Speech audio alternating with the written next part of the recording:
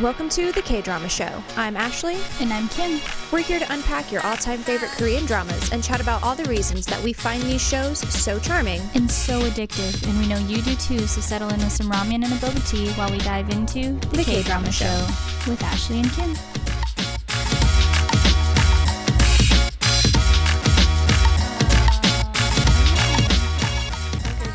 Jump in with my tea. Dude, our banter has been so off tonight. I think it's because we used it all while making food and watching Flex Cop. We're all extroverted out, is what you're saying? Probably. This is why we are really good at the end of the night to just sit and watch a show. And be in proximity. Those are the best friendships. Yeah. Proximity friendships where you're like, we can do whatever and just sit next to each other and not say a word. And it's totally fine. And we get all of our peopling, but we're not peopled out by the time we go our own way. Exactly. I agree. I will not lie to you. Mm-hmm. The visual, that ain't it.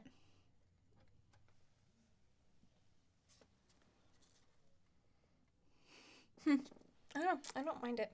I feel like I dumped that out of my sink drain earlier today. Now I see it. I'm so sorry. Okay. Well, thanks for that image in my head. I ruined it, but it tastes wonderful. It does taste wonderful. So to go with the tea today, we're drinking tangerine tea. The tea we promised we would drink however many episodes ago. And it is very good. It is I'm delicious. a big fan. I like it. Mm-hmm. Now that Kim has ruined the visual for me. That's a really good visual, though. You're spot on.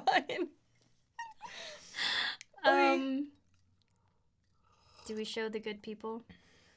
We can show the good people. I think you're closer than I am. This is gonna end poorly. I cleaned that out of my dish drain earlier today. But it tastes delicious. Yeah. Delicious. More ASMR. That was so freaking hot. It didn't slurp the way I wanted it to. Oh, that was a good one. Complete with the little... All right. On to the Ashley tea. On to my tea. Okay. So, at time of recording, we know when these come out, it's not actually what's, quote, real time. But as of, like, where we are now, the Met Gala just happened. Mm-hmm. And at the Met Gala, the K-pop group Stray Kids, who are adorable, I like most of their songs, they are the first K-pop group that's ever been invited to the Met Gala. So they were the first ones, and they looked awesome. They are brand ambassadors for Tommy Hilfiger, and they look just very... I mean, Tommy Hilfiger tends to be a very, just, like, clean-cut brand anyway. Mm-hmm. And they all looked really, really good. And unfortunately, paparazzi suck. And there were some photographers that began making comments that are racist and discriminatory. Like one of them was heard in a video, so there is actual proof of this. But one of them said, "I've never seen so many unemotional faces in my life." And, you know, another photographer just called them robots. Have you ever been to a high fashion event before? Thank you. There is not a single model that is expressive in the way that you and I would emote things. Absolutely. Like they have a face, they have a look, they have something they're portraying. With the makeup, with the style, yeah. with the whole aesthetic of the whole event. You don't go out there busting out smiles. No. You're very stoic. Well, and... Which is their respect to the art. Right. Well, and for K-pop groups anyway, that's not how you come out when you are modeling something. You have a very calm demeanor. You're more respectful. They want to be taken seriously. Yeah. Now, if it's after like one of their shows or something like that, they're going to be goofy and grinning because they've just had a lot of fun and they've had a great time. But they're brand ambassadors in this moment. They're taking their job very seriously right now. Well, and they're respecting the event itself. They Right. understand it's a privilege to have been invited. I mean, in the circle of celebrities, it's viewed as a privilege to be invited, and not everyone does. There's people that have been invited and are no longer allowed to come back. Because of simple wardrobe literally just what you wear. offenses, yeah. We don't need to get into that. There's some wardrobe choices that make me question why somebody got invited in the first place. But Stray Kids is not one of them. Yeah. And there was actually, one of the photographers got found because you don't mess with K-pop stans ever. They be cray, but they also will they stand up for who they like and who they support. One of the photographers got found and his website got hacked. And it says #apologize to Stray Kids. Do you remember iCarly? Neville? You will rue the day. Yeah. Honestly. So. Rue. He's ruining the day. Regardless, it is very unfortunate and very sad that the first K-pop group got just flack for not portraying what somebody thought. But if you know anything about K-pop... Could you imagine if they said that to Zendaya? Oh, if anyone were to speak against Zendaya, which she is lovely. She is beautiful. She's so talented. Dating Tom Holland? She's dating Spider-Man. Who has almost the same birthday as me. That must be nice. But, no one would ever say anything against Zendaya. No. The amount of hate you would get would be insane. Go support Stray Kids instead. And I believe they actually have a new song that's just been dropped that features Charlie Puth. Wow. And I think it's called Let Me Breathe. So just go listen to Stray Kids' new song because I've only seen snippets of it, so I haven't actually listened to it myself. But it's been videos on Instagram, and it's at least 2 different members in every video doing part of the dance. And they're dancing in water. Oh, dang. Which sounds really, really hard. Yeah, that does sound hard. I can't walk without falling down. So, good job, guys. It's okay. So that is my tea for you. I like it. I liked the tea. Literal and figurative. Recap. Yes. Hit me with it. We discover that the butterfly god has secretly been possessing Dokwa to impose his will on Goblin and Reaper. She knew his past, leaving a void in the lives of Goblin and Dokwa, but inspiring them to move forward in honor of his memory. Dokwa vows to be a great nephew, brother, uncle, and grandfather to Goblin. Reaper is mulling things over and comes to the conclusion that he must either be King Yo or Park Jung-hun. Either way, he'll lose the people he cares about most. Goblin rewards a man named Woo-shik with the face of General Kim Shin's right-hand man with a house, a car, and a promotion. Park Jung-hun seeks out EunTak and tells her the truth about Reaper's identity as the young king. We also learn that the female Reaper was responsible for poisoning different people in King Yo's household. Reaper goes to Sunny and returns her memories of her past life with a kiss. After learning he was a bad king and a cruel husband, he compels Sunny to remember only the good and none of the bad, including her time with him. Sunny reveals to Goblin that she does remember him. EunTak is losing her ability to see and hear her ghosty friends, and she has another death day coming down the pipeline. She finally reveals to Goblin that Park Jung-hun came to visit her. Goblin hunts down Park Jung-hun and threatens him, but he is impervious to the sword Goblin attempts to use on him. The evil eunuch slinks off into the night, not before dropping the bomb on Goblin's head that his new best friend is actually the king that killed his entire family. With this new information, Goblin seeks out Reaper, scolding Sunny for protecting him even in this life. On the steps at the temple where Goblin lit lanterns for Kim Sun and King Yo, the two come face to face, one with sorrow in his eyes, the other with revenge. So, Reaper and Goblin, they are basically reliving the day of Goblin's death again. Mm-hmm. You just see the parallels between him approaching the throne back when he was Kim Shin and now approaching Reaper as his friend. But they now have the knowledge that they are enemies from a life past. And Goblin says, "After 900 years, I am seeing you, your majesty. Whether my eyes were covered by the 900 years of time or by God's dislike for me, I could not recognize you all this time. You are Wang Yo. In the end," and this is Reaper, "in the end, am I him? Am I Wang Yo? The young and foolish face, in the end, is that me?" And Goblin responds by saying, "The battlefield was always hell, and we came back from that place. Even the enemies were not able to kill us, but those men, my younger sister and my relatives who had no sins, they were stabbed with sword and shot with arrows in front of my eyes, by an order with one word from the young and foolish king." And again, Reaper, who's kind of in a stupor, just says again, "Am I really Wang Yo?" Because he's not quite sure if that's actually true. Yeah. He hasn't quite figured out. He has no memory still. Right. Yeah, he has no idea what's going on. He's just going off of what people are telling him. But Goblin squeezes the hand that is currently around Reaper's neck, and they're both tearful. Neither one of them wants to be in this position.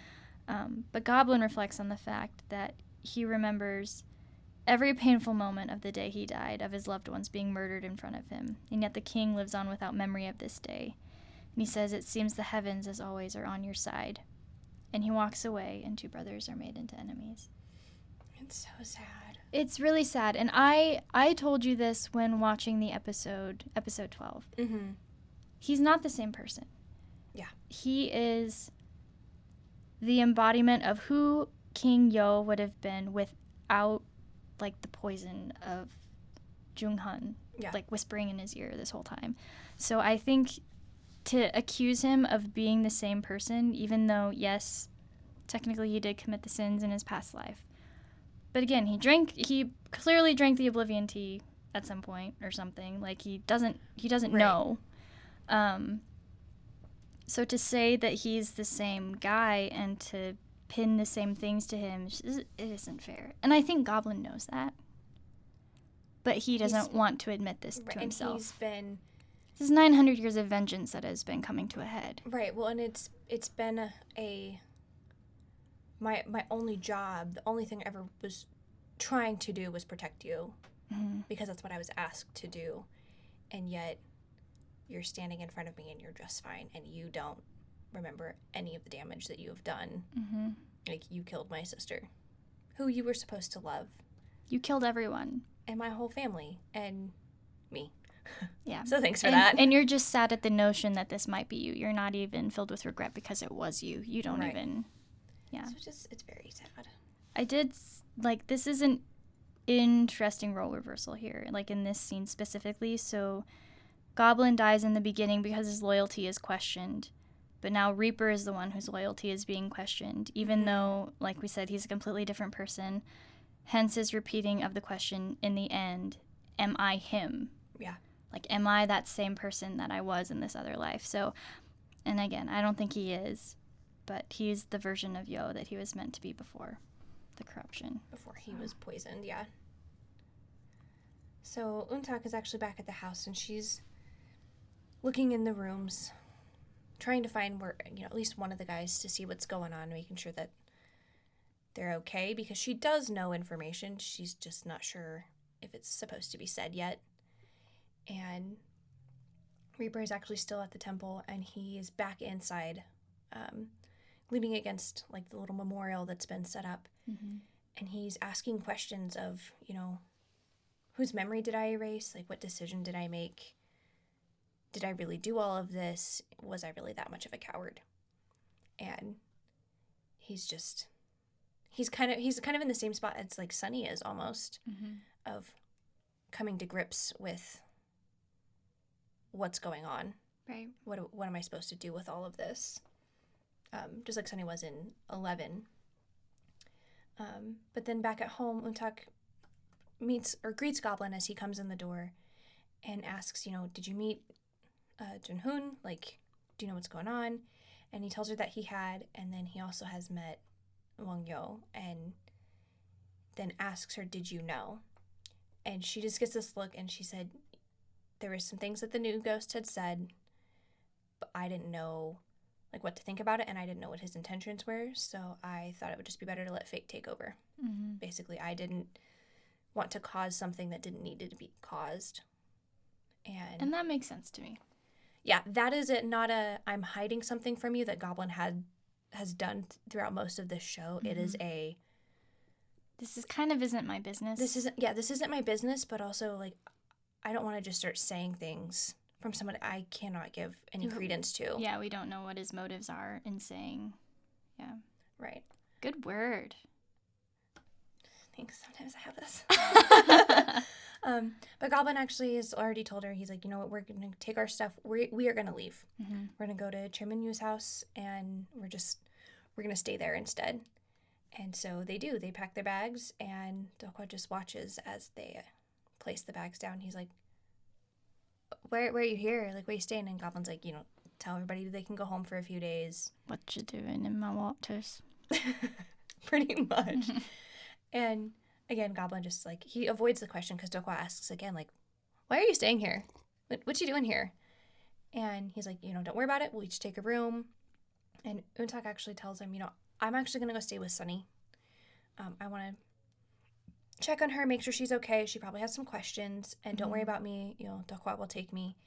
And poor Dokwa's like, why am I the one taking you? Like, but Goblin leaves, and EunTak kind of takes this as a chance to kind of fill him in of like, this is why we had to leave. And, you know, when Dokwa asks why they left instead of just kicking Reaper out, EunTak tells him this is kind of a consideration because he has nowhere else to go. Yeah. And Sunny actually at the same time has gone to their house, and she is ringing the doorbell, pounding on the door, trying to call, and nothing is happening. There are no phone calls going through. No one is home. And then an undetermined amount of time has gone by, maybe an hour or whatever, but Reaper actually is standing in the exact same spot and just staring at the door. And when he goes inside, he just stands kind of like just inside the door, and just he knows that nobody else is there and that he's alone in this house again. It's so sad because he's like standing there even wondering if he should enter. Because part of him is like, if I walk in there and he's in there, I could die. It's awful. But if I walk in and he's not, it's worse. Yeah. Because it means he's just abandoned yeah. me. So he does walk in, and he just finds his makeshift family is gone. All the warmth that was inside this house is gone, and it's just such an empty, lonely feeling, like desolate. Yeah, and the empathetic Reaper part of me was just like, can I give you a hug? Well, and we love Reaper so much because he's tried so hard in every relationship to be a good friend or a good like listening ear, to do the right thing. Yeah, even if I don't know what's going on or remember anything. Well, even with the miscellaneously omitted, like it's a domino effect when you have someone alive who shouldn't be, as you have, we've seen happen firsthand. So it's not like he's just doing it out of the cruelty of his heart. Yeah, like no. He's like, there are rules, and there are rules for a reason. And this is my job. Like I didn't choose this life. I have to. It chose me. So back at Sunny's house, she actually asks EunTak about Goblin. Is he okay? And then she asks, is that person, is he okay? Does he have somewhere to go? And then EunTak just asks, how are you with recovering all of your memories? Because she now knows all of her past life. And she's like, it's a bit heavy. That's a lot going on. And we just get this flashback to Reaper kissing Sunny. And Sunny just asks EunTak, do you want a drink? Soju or beer? What are we having? And Sunny then tells her, if a person really does live 4 lives, I think I'm in my 4th. And she asks EunTak what she thinks, and EunTak says, I hope I'm in my 1st life. And she goes, why? So you can find my brother again? She goes, yeah. Young love. Young / big, incredibly old love. I don't know. At this kind of same moment, our Hube for Reaper is actually talking to the woman in red because she is his landlady, and he is begging her to change how utility bills are split up because his has gone up significantly. And she basically just ends up telling him that fate is sad and someone always has to pay a price. Well, I love how he says, I just got the money to live for the first time on my own. Mm-hmm. And she, knowing the conversation that Sunny and EunTak are having, says, well, be it the first or the fourth, it's still important, isn't it? I would hope so. But in response to her complete lack of empathy to his utility bill, he goes, "What's your name?" He's like, I really shouldn't be like this. What is your name? And she just, of course, knowing what he is like, just pay me cash. I won't take a card. She's such a savage. I love her. I know. She's so funny. So the Reapers, they are talking about this man who apparently had held a dying person's hand, or like a deceased who had held a dying person's hand, right? So he's walking with the two band. It's the Reaper that had supposedly run away with his wife's soul. Oh, right. So anyway, there's no new information, nothing really helpful, but the rooftop Reaper, or the Hubei, Mm-hmm. he's asking if this person could have been the miscellaneously omitted that Reaper was looking for. As this is happening, JeongHoon appears before the female Reaper in a dark hallway. And remember, they had this conversation outside of the chicken shop or outside of another shop of some kind. Where he said, you need to go hold Sunny's hand. Mm-hmm. And she does. And he asks what she saw, and the woman replies, I wasn't there, just the woman in the past who was a queen. And then he asks if she recalls a hand that had brought tonics to the queen. And he says, my sin is your sin. How pitiful is this, since you have no memories, you don't even recognize yourself. But don't worry, I'll keep your secret. More than that, if it gets known that you used your abilities as a Reaper, then you will be in trouble. I was like, what? What do you mean, used your abilities as a Reaper, ma'am? I, too, would like some details here. Was she a Reaper when she was giving the tonics, then? Is that what he's implying? No, he's implying... Or is he saying she's abused her powers, and he's going to report her? Yeah, he's implying you abused your powers. You purposely... Okay. Hi, I'm... so-and-so. Yeah. Not that... Because you're not supposed to. Which we find out. Why? Yeah. But JeongHoon, he appears in Sunny's chicken shop saying to her, even in this life, you will die in my hands. Which is like, oh, okay. He's so creepy. But suddenly, Reaper just like manifests in between him and Sunny. Mm-hmm. He says, miscellaneously omitted person. We have met before. I felt it 20 years ago too. You are an evil soul, a human's dark heart. And so we start to see that he has actually been the one behind all of these tragedies of EunTak's life, including her mother, and the man that tried to murder her in episode 11, all of these things, the guy on the bike. And for the big accident. Yeah, and he says, even if you know my name, to Reaper, even if you know my name, you can't do anything. Isn't that why I'm here after 900 years? And Reaper asks for the ghost's name, and the ghost replies saying, you don't know your own name, but ask mine. Shall I tell you yours? You still hold a lowly thing in your hands. And I said, oof. Well, and what's even crazier is while he's doing this, I mean, Reaper has him by the throat against the wall, and he disappears from Reaper's hand. Yeah. And that's really not supposed to happen. If a Reaper's got you... You're got. You've been got. Yeah. So the fact that he can disappear from a Reaper's grasp and manifest and move somewhere else, there's some powers there that he has. Yeah. I mean, if he's been around for 900 years, he's obviously gotten very, very strong. He's learned a thing or two. But he starts to, like, people hop. You see him go into someone on the street, and then he hops to the next person, and each of these people are, like, collapsing as he's hopping from person to person. It's interesting. It's very terrifying. Mm-hmm. He's a scary, scary dude. He's fun. I like the new element, though, of his, like, what he adds to the show, because it felt very like, okay, where are we gonna resolve this? You're gonna, okay. I see it, cool, I like it.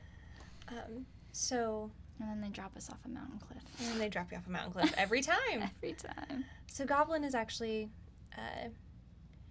at, Dokwa's house, because that's where they're staying at now, and he's, like, having a drink, and he's having all of these memories of all of the times of him and Reaper together. Like, they've built such a strong friendship that they basically have become brothers. And then looks down because the phone is ringing next to him, and it's Reaper's number. And he answers, or he just picks up the phone, and we just hear, Dokwa?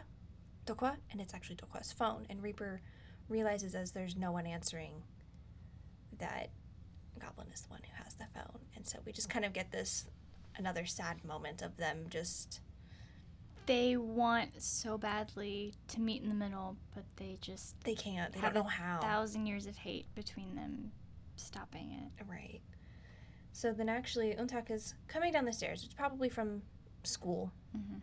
And she sees that Reaper's waiting at the bottom for her. And they go outside, and EunTak has drawn what the sword looks like for Reaper.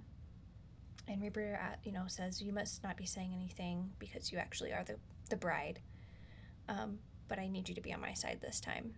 And he wants her to give Sunny back her ring. And he goes, I don't know that I really need to have an excuse to go see her because I can't anymore. And, like, come up with something for the ring, because Sunny probably doesn't remember me.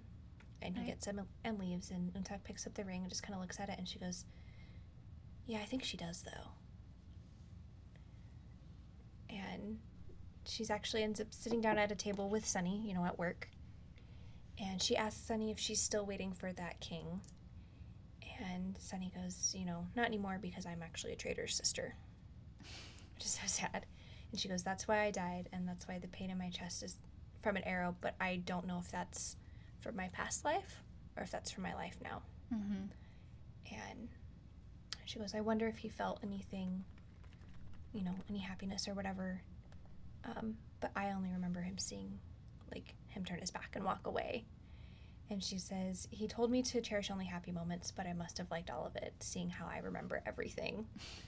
And as this, EunTak just takes the ring and just puts it back in her pocket and then just holds Sunny's hand instead. That's so sweet. So sweet. And what was kind of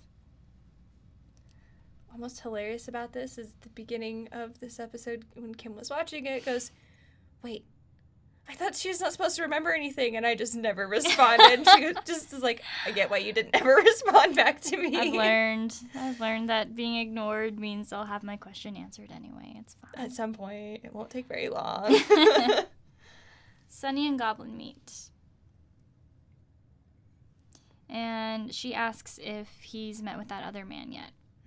And he reminds her that he can't forgive so easily since this is the man who killed his sister. And she insists that the time involved different people in a different time. And she says, you just need to go to him. Team Sunny all the way. We love Sunny so much. Reaper, he's kind of, toting around in his house, I think. And he hears his tea shop bell ring. And he teleports from the house to his shop. And he is met by 2 other Reapers. We haven't met these Reapers yet. And we find out that they are actually part of the Grim Reaper's auditors team. Reaper is seated on the human side of the table, and it feels kind of ominous here, but they are accusing him of using his abilities for personal reasons, such as revealing his identity, erasing memories, and revealing name cards, giving back memories, etc., etc. So Reaper actually acknowledges his sin and agrees to just accept the punishment. They tell him that he must face his sins as punishment for his violations after 200 years of living in and so to become a Grim torment. Reaper, you have to commit a lot of great sins, and then you have to live at least 200 years in hell before you are allowed to drink Oblivion tea. And that is the only way that you can, like, become a Reaper. Right. And there's a lot. I haven't gotten into that. That would be my deep dive, is, like, the lore behind Grim Reapers, just because I find that fascinating. I don't know if that's my true crime brain, because there's a lot of stuff that's related to Grim Reapers for that.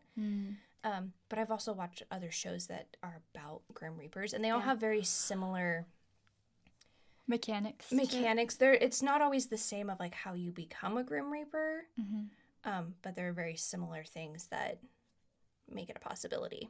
Okay. And so that happens to be one of them, is you have to commit a lot of sins and then live for a certain period of time in hell, basically, in the afterlife, before you're even allowed the opportunity to be a Reaper. But that would be my deep dive. Maybe I'll do that at some point. Sounds good. I like it. So Reaper, as his memories come flooding back, he's like clutching his head in pain and shock. And this is when we flash back to young Yo. In his past life. And he is just growing deeper and deeper in his anger until an older, more just like disheveled Yo is sitting on the throne with the same appearance as Reaper now. And JeongHoon is seen instructing the female Reaper from the past, who helped with the tonics, to decrease the king's food and present him with a tonic, which Yo hears, but he just doesn't fight it. And he defiantly drinks the tonic, knowing what it's going to lead to, but he's hoping to escape his own personal torment, essentially. Right. Well, and then we see him, his life is being destroyed, basically. And we see him get to the point where he draws over and over. He's trying to get the correct essence, yeah. And he is drawing the young queen. And, he rips up paper and throws it and starts again. And he finally finishes his painting. Boy, howdy. And he lays down and just like lays next to it and just is like overcome of like with his regret and his longing, and then is told that he was to be given this when he was basically to come looking, and he is given the dress that the queen had been wearing the day that she died and got shot with the arrow. So there's this blood stain, and it has the jade ring that's sitting on top of it. And he holds it, and he is just overcome with like a devastation. And he is weeping, and starts to walk through his city, and everybody in the town, they're falling because this is the king. You have to pay respect. And he's holding it and is asking, who do I put this dress on? Who do I put this ring on? And, they don't have an owner. Who am I supposed to put this on? And he just keeps repeating this. Like, he's gone at this point. And we actually see the Ajumma, as an Ajumma, not the woman in red. And she tells him, give that to me. I have a use for it. And he's like, fine, I guess I should do that. And he just kind of like throws the ring down on the ground at her and turns around and looks at the dress and says, this has no owner. And he throws it into a fire. And he says, he just like walks back. Well, I think it has his own robe from his youth as well. Like the black and the white. They're both together burning in the fire. And it's just so like he's given up. There's nothing left for him. And he is back in his palace, and he's being offered tonic again, and he stares at the picture of the queen, and he says, my people, my subjects, my women too, and even I myself, no one loved me. Till the end from anyone, I was not able to receive love. Get more tonic. I know what's in there. Let's end it all at once. The tonic, bring me more. It's an order. And so he has made the decision to take his own life. Which was his greatest sin. So back in the tea shop, he has been put on suspension until further notice. And he is starting to weep as he realizes that he was the one responsible for so much loss of life, including his own. And the tea house actually starts to rumble with his despair. And then we see Goblin lighting a lantern in honor of Kim Sun and Wang Yo that night, as he kind of just ponders what he's going to do with Reaper. Do I forgive him? Do I kill him? Do I pretend he doesn't exist? Right. Do I what's move on with my life? But Goblin returns home to find Reaper looking at the image of Kim Sun, and he's pretty indignant about it. Like, the audacity of this man to come in here and like finally know that he's killed my sister and come stare at this image. No. But Reaper admits to Goblin that, yeah, my memory is back now. And Goblin's anger is just rekindled at this point. Oh. He is the most angry that after his sister gave his life for him in order to protect him from JeongHoon, he still killed himself. And Reaper asks Goblin to end his life as he can no longer bear the pain of his past sins. And Goblin says, as expected, you want to abandon yourself this time. The sins you've committed seem to be enough of a punishment for killing yourself. Well, and Reaper's just weeping because he's just broken. He's got nothing. But even Goblin, he is crying because he's like, I think there's more than just anger in that moment because he's just like, he's going. It feels like a second betrayal. Mm-hmm. Because yes, he loved the king as his king, but he loved Reaper as his brother. Yeah. And this just takes that betrayal a step further in his mind where is your the loyalty to your people, to yourself. Take ownership. Why are you taking the easy way out again? You know everything now. Yeah. You have no reason to. You have a reason. You have something. You can do something about it. Like, these people are all still here. Like, so do it. Go make reparations. Anyway. Very sad. It is sad. It's so sad. And even in that moment, Reaper, like, the only thing he's asking, well, before he asks Goblin to just end him, is he's like, why did I put that ring on her so cruelly? Mm-hmm. Like, how come I did that to her? Why would I do that? And he just, like, can't get over it. So that's the whole point of the ring, is that's all of their... His mind, he's like, I love her. I loved her. Mm-hmm. How could I do that? Yeah, what was happening? What kind of a person was I that to feel this way about another person could exhibit this level of, like, hatred toward her? Uncaring, just... Telling her to go die, essentially. Yeah. So EunTak actually has the ring, and she puts it in front of Sunny, and she's like, I'm really sorry I didn't give this to you right away. I just had to think about it for a couple days. And Sunny tells her that she is sorry. She didn't know that she was going to receive this ring back this way. And that she's like, that shaman was right. Full of regret, guilt, and longing. I didn't realize it'd be mine, though. Sunny then asks EunTak, how EunTak happened to be tangled in everything. And EunTak's like, it's my fate. Mm-hmm. And so Sunny's then like, okay, well, do you have powers? She goes, no, except that I can make it rain less and make the first, snow come sooner. But at the same time, she's having that thought back to when she had that conversation with Reaper, and he's like, basically, you are the tool for Goblin's destruction. Which is why she then just changes her answer, because... That's too sad. It's too much. Sunny asks her, why her brother became a goblin, and she goes, because the world needs more miracles that are strange and beautiful. And Sunny asks about Reaper, and EunTak says, life is splendid because there is death.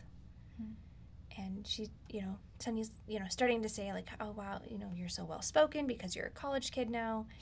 And EunTak actually sees Park JeongHoon standing outside the shop, and she just is like, nope, this is gonna be bad. Mm-hmm. And he actually comes into the shop and starts talking to Sunny. And Who can't see him. And is telling her, I'm gonna kill you. Like, you're gonna die. You're after her. You're next. Well, he's saying this to Sunny, I'm gonna kill you, and then tells EunTak, you're next. Mm-hmm. You stay out of this. And as he comes closer to Sunny, EunTak actually, like, throws herself over Sunny, and the mark on the back of her neck flashes and throws him back. Before that, though, she's standing there, and she's like, I need you to go get the lighter out of my backpack. Mm-hmm. And, of course, Sunny wastes time going, like, why? You're staring at an empty window. Right, which is infuriating, but I get it. Like, it makes sense why she would ask why. But I'm like, just go get the stinking lighter, please, for the love. So, yeah, the mark flashes blue, shoves him back, and then EunTak actually just falls, and Sunny's like, okay, well, I'm going to take you home now. Yeah. We're going to not be here anymore. That moment, though, where she was, like, a human shield for Sunny was so sweet. Like, I don't know. But that's who she is she will protect her people. Living or not. Yeah. And that's why she's at such a... high risk. Well, why she is in such torment about what to do about Goblin and the sword. Yeah. Sunny and EunTak, they head home. And EunTak tells Sunny to go on ahead, and she's going to talk with her Sunny's brother. And so she summons Goblin, and she just embraces him. And he looks down, and he kind of notices that her birthmark is, at this point, almost invisible. And he's really concerned and says that, he's probably not going to be able to sense when she's in danger anymore because it's so faint. And then he asks if she had seen Park JeongHoon again. She tells him that Sunny was the target this time, and he tells EunTak not to worry since someone else will protect her. Goblin knows he has to find the god who set all of this in motion before the chaos ends them all, essentially. But Reaper, he is filling out paperwork on Park JeongHoon, stating, how he did not respond to the Reaper call. He has fled multiple times. Reaper's rooftop hube rushes to meet him, and Reaper provides him with the information needed to apprehend him. And while they're having this conversation, his hube actually presents him with a name card with JeongHoon's name. And he starts to explain, the content of what is inside the envelope, but to protect him, Reaper's like, no, don't say anything, don't touch the envelope when you're saying it, we don't need to implicate you here. And Reaper takes the envelope, opens it, and sees that EunTak's death date is actually the following week. I love the fury with which he is writing his paperwork. Yes. He's like, I gotta get this. Gonna get you, gonna bring you in, and I'm gonna set you on fire. That song, too, is exactly what was playing. That is exactly how that went. I heard it.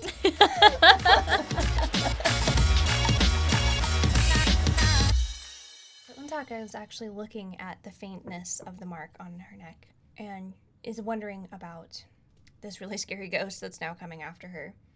Reaper is actually waiting and turns and finds Goblin standing behind him.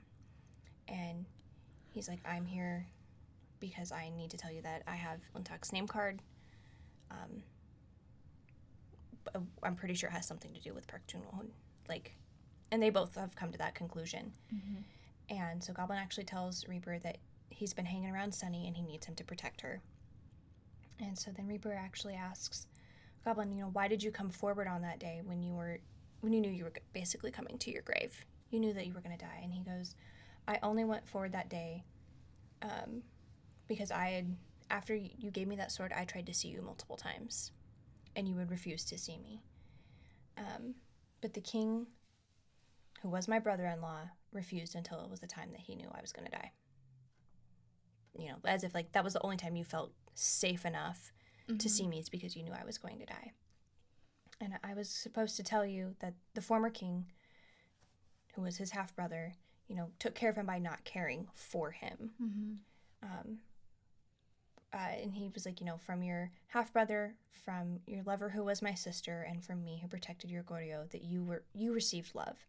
And I was supposed to tell you, I was going to tell you one thing. Since I will lay down this sword filled with rage and apprehension, behead Park JeongHoon.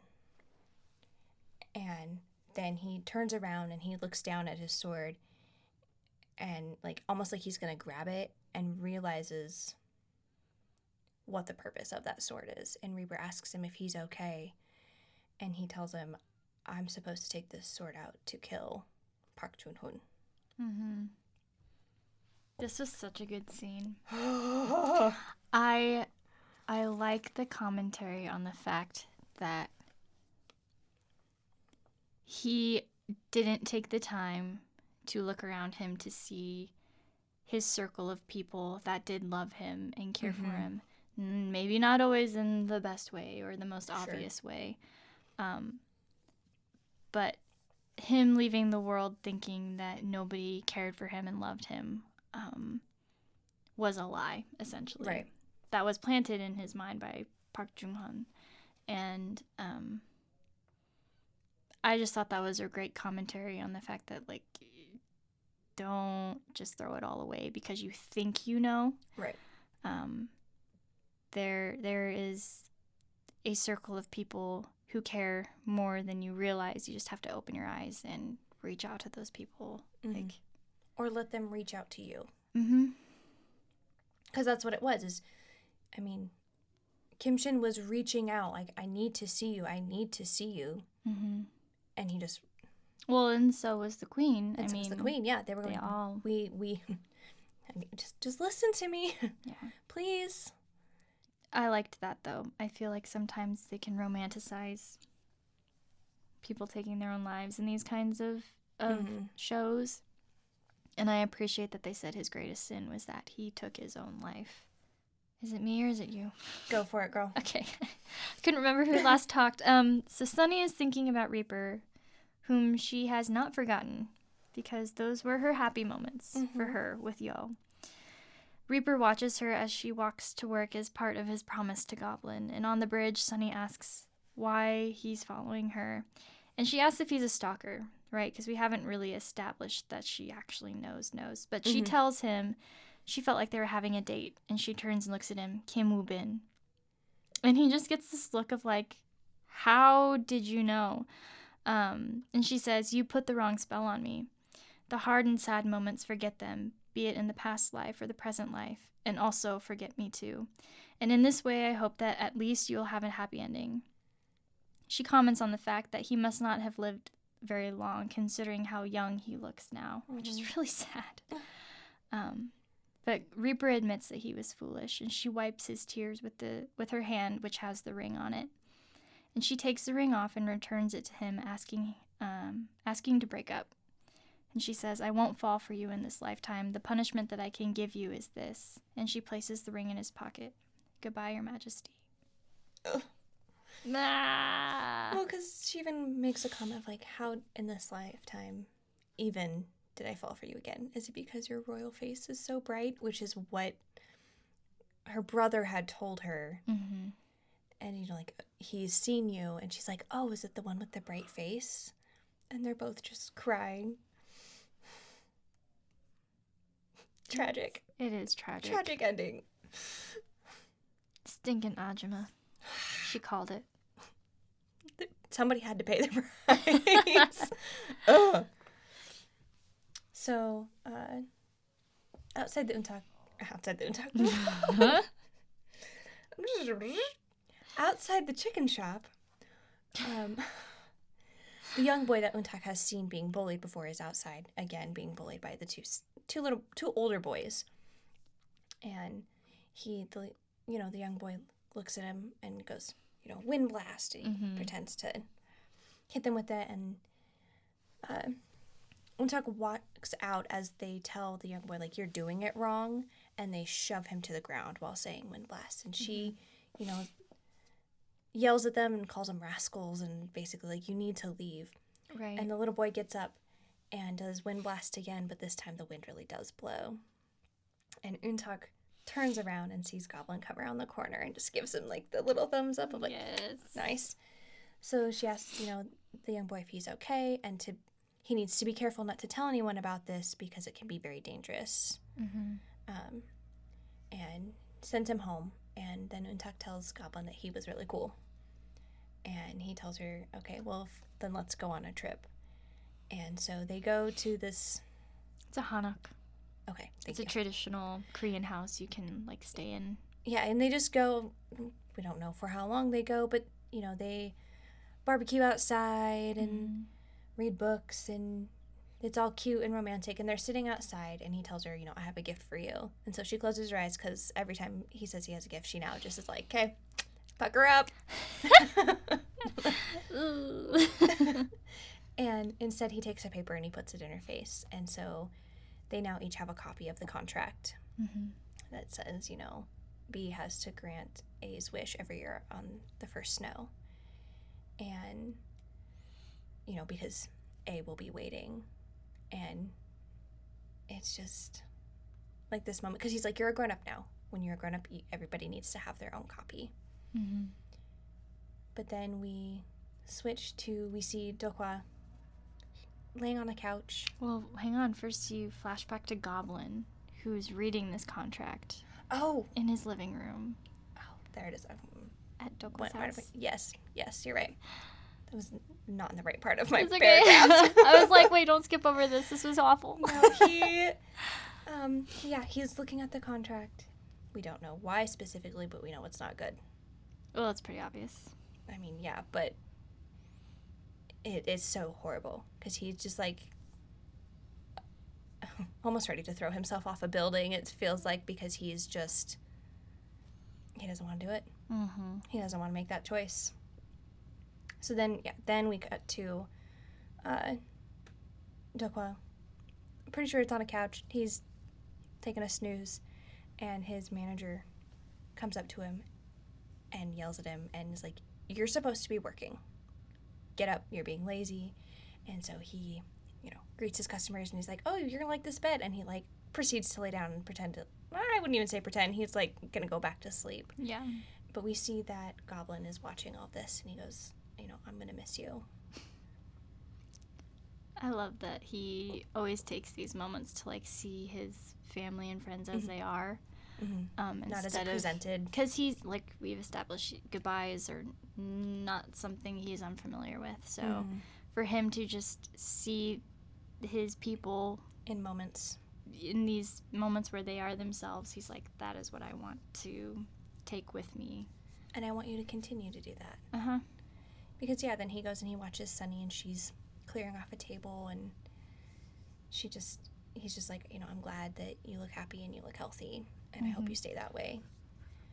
And then he goes to the college and he's going to pick up EunTak, and she has this big smile when she comes up to him and she asks, why he's there, and he tells her, "I missed you and I need to ask a favor because it has to do with Park JeongHoon and I need you to be brave in this."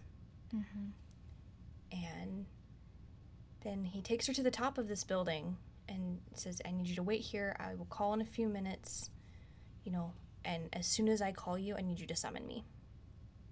And she's like, "No worries, that's easy." And he walks away and then comes back. And then we see, like, a true, like... It's the moment of passion. Yeah. Perfect way to put it. And he kisses her, like, because he knows I don't have another chance to do this, basically. Yeah. And... I think EunTak is, like, just a little bit too stunned, too mesmerized by this moment to, like, understand... what's going on. That this was completely out of character for him. Mm-hmm. And that there was deeper meaning behind, like, the urgency behind what he was doing there. But then he tells her, "I'll be back." Hasta la vista, baby. I'll be back. Notice that we're trying to not talk about this next part. I don't wanna do it. No. Goblin approaches Park JeongHoon with his sword. And this guy's, like, gimping along. And he looks so creepy in this, He too. does. He's, like, all Yeah. cocked over and... Yeah. But he's between these tankers, and he tells Shin, I can't be killed with the water version of the Goblin sword. Mm-hmm. And Goblin's just like, yeah, I know this, but let's end this tonight. Mm-hmm. And Park JeongHoon teleports away after telling Goblin that he can't possibly know where he would be going right now. But we see EunTak is back on the roof. She's reading her Goblin book, thinking about the buckwheat flower from Goblin. And as she opens the book, she has, the pressed flower in there, and it kind of has disintegrated. And there's this breeze that just whisks it away. And as the breeze whisks the flower away, we see Park JeongHoon, who is looking at her, and he says, "But you can no longer see me." Mm-hmm. So Reaper is sitting in his room looking at the jade ring again when he realizes that EunTak's death date has changed again to, like, right now, and she's going to die of a heart attack. And EunTak, after having felt the rush of wind, is thinking about things and what's happening, and she goes, "It was me. He was waiting for my mark to disappear. Mm-hmm. By using me, he plans to take the sword out." And she starts to like, whip out her phone to, like, call Goblin, and he's already calling her, and he says, you need to summon me right now. But EunTak, of course, panics, and she can't get the flame lit, which I'm like, why didn't you just, like, grab her a candle that she could have been standing next to? Anyway, she finally succeeds after a painful amount of time, and Goblin breaks JeongHoon's hold on EunTak's neck. But EunTak... Well, okay, hold on. That's why she can't get the flame to light. That was because she has been thrown. Yeah, she's in a chokehold. And is in a chokehold. And she's hanging over the edge of a building. Okay, that's totally fair. But still, I'm just like, dude. Matches.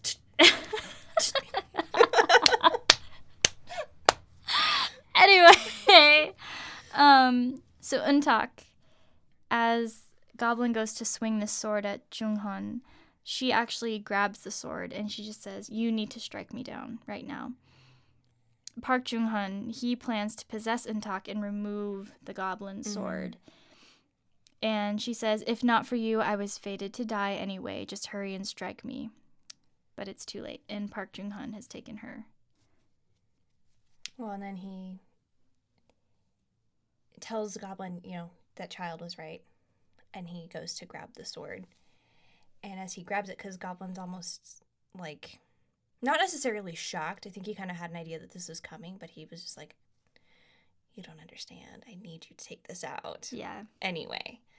But as he grabs it, we hear Reaper start to say Park JeongHoon's name. And he says it the first time, and nothing really happens. And then he says it the second time. And he just is kind of like glaring, and he says it the third time, and he's sucked out of EunTak, and he's standing there. Because once a Reaper has said your name 3 times, they have you. And as he comes out of EunTak, she realizes what's going on, and she was letting go of the sword, and she starts to fall because of the possession. And a Goblin actually grabs her and uses her hands to pull out the sword himself.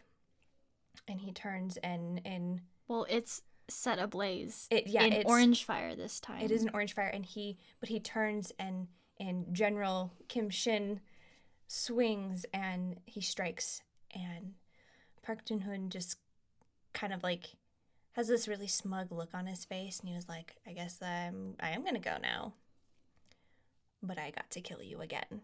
And then he disappears, and at this moment Goblin falls to his knees with his sword. And he looks over at Reaper and he says, Your Majesty, I'm sorry that I can only now notify you of my heroic death.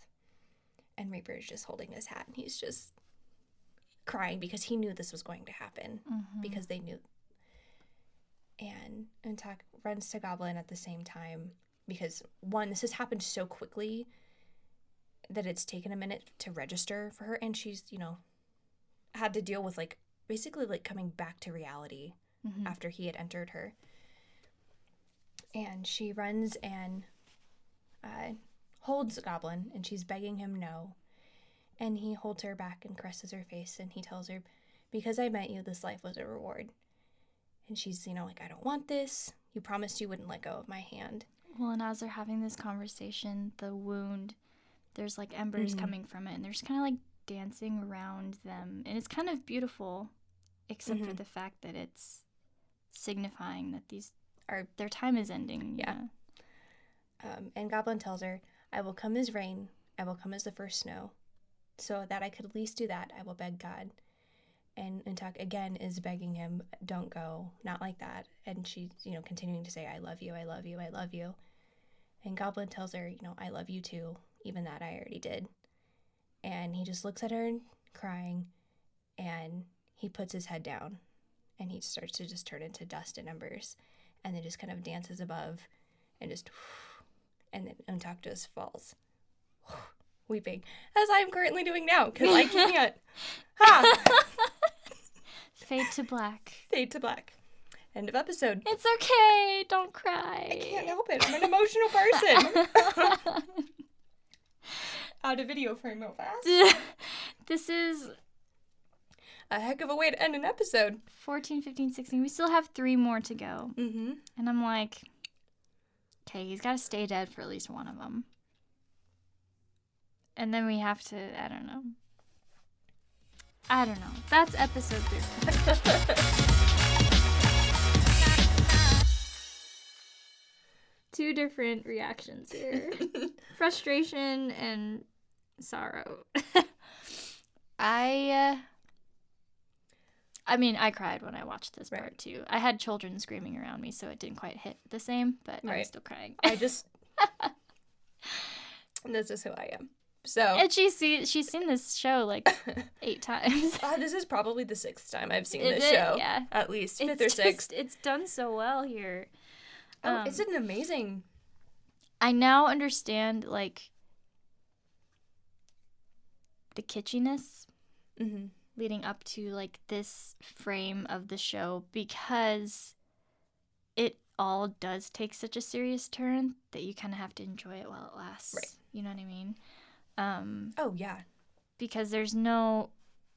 I mean, this is essentially the resolution of the conflict. Mm-hmm. He is now gone, and UnTak can live, and the big baddie is gone too. So I don't know. Who's your character of the hour? I don't know. I actually feel like for the first time in a long time, it's Goblin. Yeah. Because he's done being a toddler, and Hallelujah. he was making decisions for people. Mm-hmm. And even though it was kind of without their knowledge, it wasn't in the manipulative sort of way that he had been doing this whole time, without really thought for their circumstance or emotions in the matter.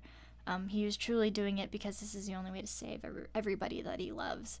And finally get rid of the reason that he had to die in the first place. Yeah, and it just was a good climax for him, because he gets to be the hero. He gets to resolve things with his king, and he gets to save the women that he loves so much in a way that he couldn't before with his sister. And had always been hoping for with UnTak. So definitely the 11th hour there, but he pulled through. He did it. That, and also overcoming like his anger. Yeah. I mean, the rage of 1,000 years. That's a lot of rage. That's a lot of rage, and he got over it fairly quickly, for the sake of saving everybody. Well, and just because he still loves Reaper. I mean, that's what made it easier for him, is because he really does truly cherish Reaper at the end of the day. Well, and even getting to tell Reaper, like, no, you were loved by these people, and this is how. Yeah. They literally all laid down their lives for you. Like, there's not a one that did not. That is the greatest show of devotion that you can ask of someone. And you're just like, no one I'm alone. Me. Nobody loves me. I'm going to drink this poison tea. All right, well. Sounds like a bad choice to me. Bad life decision. Final thoughts. I mean, I think you kind of encapsulated. It was big sad.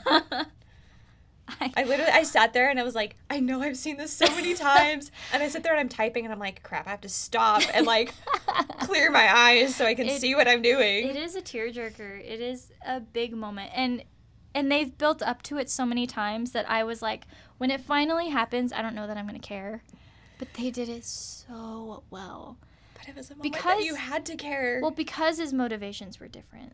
It wasn't just, I just want to end it all and go back to nothingness. Or I'm just so tired of, anyway. It was good. It was really well done. We haven't done any unhinged theories. So with 3 episodes left, theories that you have that haven't already been answered for you.